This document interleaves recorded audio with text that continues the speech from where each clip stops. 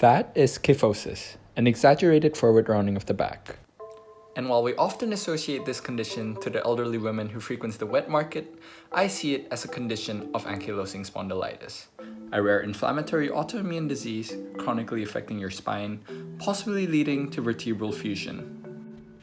Currently, there's no cure for the disease, but several treatments and drugs have proven to be effective in relieving its symptoms. One such example, secukinumab, or Cosentyx by its trade name, or by its base sequence, GAAGTG. Yeah, you get the point.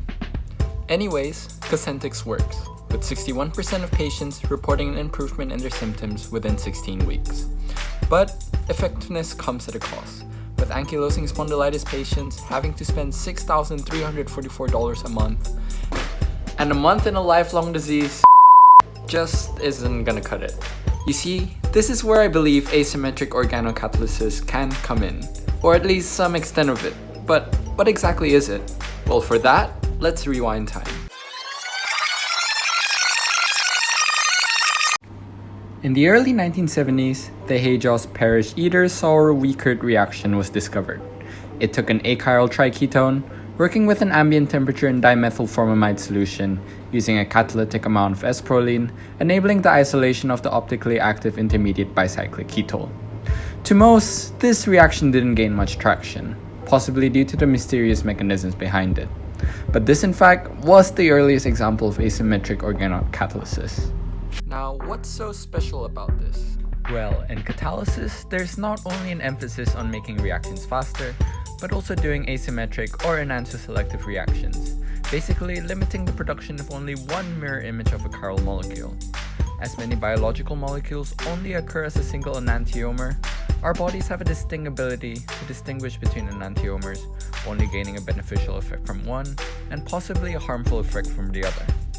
Until the start of the 21st century, most enantioselective catalysts were either enzymes or transition metal compounds. But enzymes require isolation from biological sources and are limited to certain temperatures and pH conditions. Transition metals too are excellent catalysts, but their toxic nature makes them rather problematic.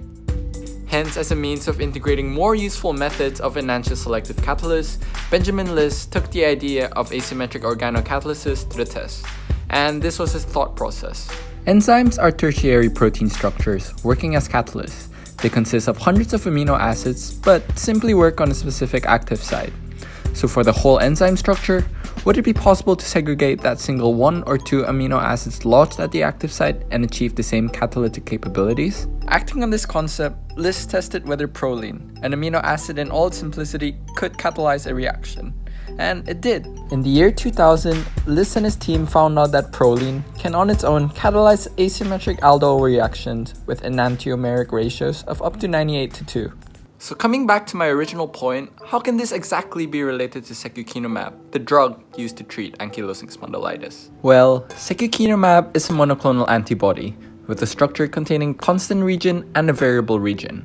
Now, the variable region is what changes in different antibodies according to differences in the binding antigens. What I personally see, though, is a striking resemblance to enzymatic structures, where antigen binding is highly specific to the variable region of the antibody, just like the specificity of the substrate to the active site of an enzyme. So in simple terms, what we need from an enzyme is its active site, which can be broken down to a single amino acid, just like S-proline. So why can't we do the same for antibodies? Strip it down to its variable region, and from there perhaps a short polypeptide chain. For such a method may not require the drug secukinumab to be produced from a recombinant Chinese hamster ovary cell anymore, but rather synthesized more cheaply and efficiently in a lab. This extent of asymmetric organocatalysis on drug technology will only require several amino acids for its desired antagonistic action.